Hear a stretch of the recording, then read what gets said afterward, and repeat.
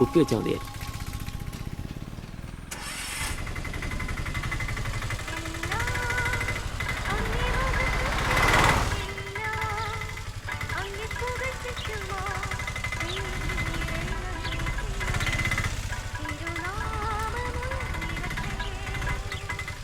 വക്രത നിറഞ്ഞ പാപലോകത്തിൽ നീ വിളിച്ചു വേദിരിച്ച നിഞ്ജനം നിന്റെ പൊന്നു നാമം മുഖത്തിനായി ദിനം ശോഭിപ്പാൻ കൃപ നൽകണമേ.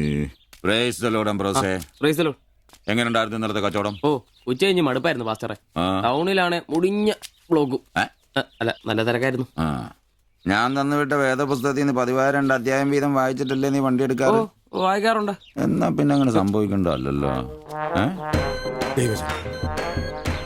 മോനെ ആംബ്രോസേ, പ്രാർത്ഥന കൊണ്ടല്ലാതെ ഈ ലോകത്ത് ഒരു രക്ഷയില്ല.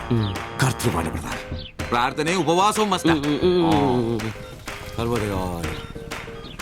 വെള്ളിയാഴ്ച ഉപവാസം ഉണ്ടാണല്ലോ നീ വണ്ടി ഓടിക്കാറ്. ഉപവാസം ഉണ്ടടാ? ഉണ്ട്. ഹല്ലേലൂയ, സ്തോത്രം. പരിശുദ്ധാത്മാവിന്റെ ഒരു തുടിപ്പ്, ദൈവവിളിയുടെ ഒരു പ്രസരിപ്പ് നിന്റെ മുഖത്ത് ഞാൻ കാണുന്നു. നീ വലിക്കില്ല, കുടിക്കില്ല, ദൈവഭയമുണ്ട്. Hallelujah, praise the lord. അതുകൊണ്ടാണല്ലോ എന്റെ വിശുദ്ധ പൗലോസിനെ ഓടിക്കാൻ ഞാൻ നിന്നെ തന്നെ ഏൽപ്പിച്ചിരിക്കുന്നത്. അല്ല പാസ്റ്ററെ, ഞാൻ ഇന്നാള് പറഞ്ഞ ഈ വണ്ടിയുടെ പേരൊന്നും. മോനെ ആംബ്രോസ്, ഒരു ഓട്ടോയ്ക്ക് ഇടാൻ പറ്റിയ ഏറ്റവും മനോഹരമായ പേരാണ് ഞാൻ ഇട്ടിരിക്കുന്നത്. വിശുദ്ധ പൗലോസ്. വിശുദ്ധ പൗലോസ് ഓട്ടോറിക്ഷക്കാർക്ക് വേണ്ടി എഴുതിയിട്ടുള്ളതായിട്ടുള്ള 2-ാം ലേഖനത്തിൽ, തീമോത്തിയോസ് 2-ാം ലേഖനം 4-ാം അധ്യായം 7-ാം വാക്യത്തിൽ ഓട്ടോറിക്ഷക്കാരെ കുറിച്ചും ഓട്ടോയെ കുറിച്ചും പൗലോസ് അപ്പോസ്തലൻ വ്യക്തമായി തന്നെ പറയുന്നുണ്ട്. ഓട്ടോക്കാരെ കുറിച്ചോ? നീ വായിച്ചിട്ടില്ലേ? ഇല്ല. ഞാൻ നല്ല ഓട്ടമോടി എന്റെ ഓട്ടം പൂർത്തിയാക്കി. ഇതിലെ ഓട്ടം ഓട്ടോക്കാരുടെ ഓട്ടത്തെ സൂചിപ്പിക്കുന്നേ.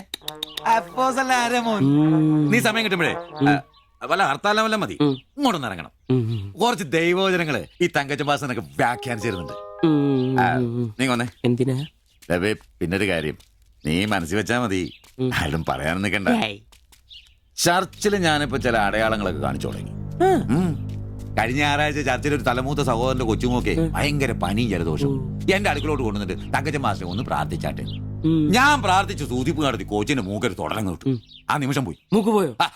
മൂക്കല്ല, മൂക്ക് അടപ്പ് പോയി.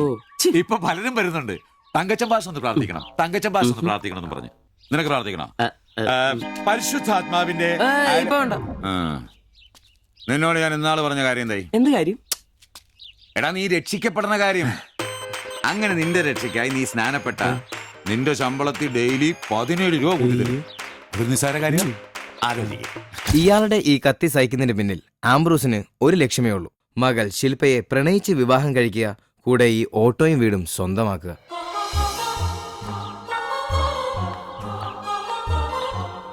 മോളെ, നീക്കൊന്ന് പ്രാർത്ഥിച്ചിട്ട് പോവാം. പരിശുദ്ധാത്മാ. എന്തോ?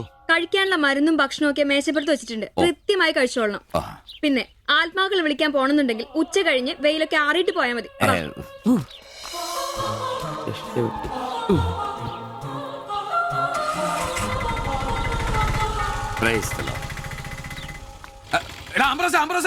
അച്ഛന്മാര് കന്യാസ്ത്രീകൾ ഓട്ടോറിക്ഷ കയറിയ 5 രൂപ കൂടുതൽ മേടിച്ചോടാ.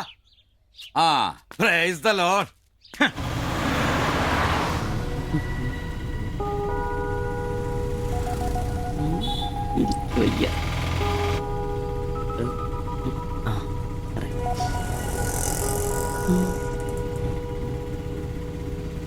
പഠിത്തമൊക്കെ എങ്ങനെ പോകുന്നു?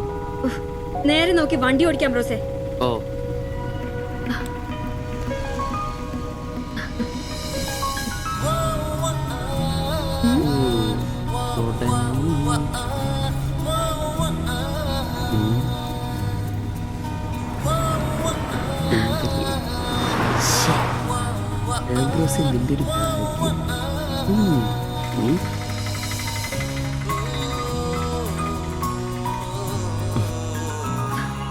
വൈകിട്ട് എന്നെ ചുമ്മാ നോക്കി നിർത്തിയേക്കരുത്.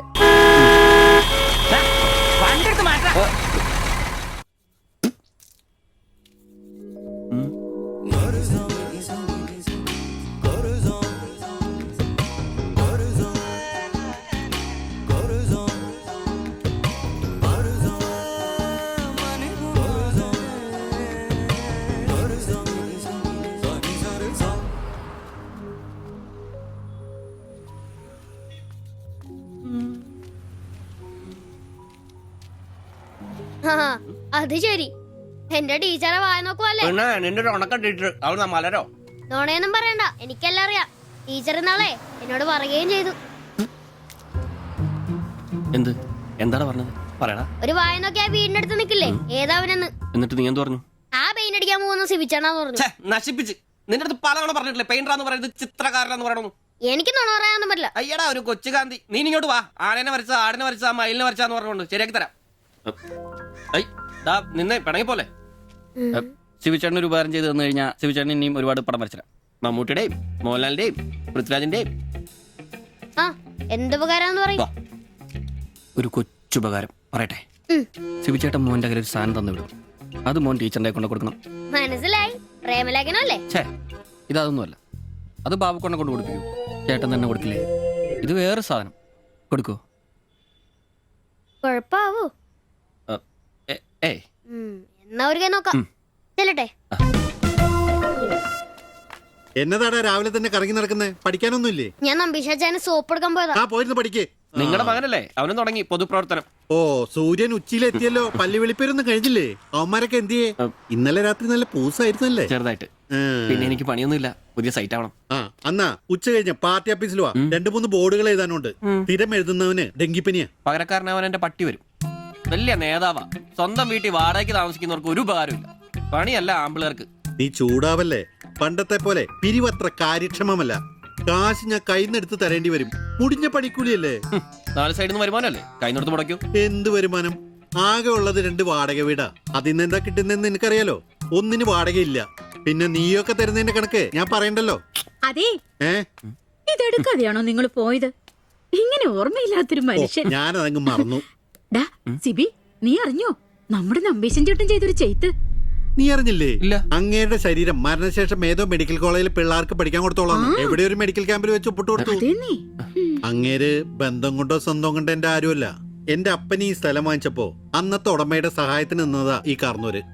സ്വന്തക്കാരും ബന്ധക്കാരും ഇല്ല. ഇവിടെ നിന്നോട്ടേന്ന് ചോദിച്ചു. നിന്നോളാൻ അപ്പം പറഞ്ഞു.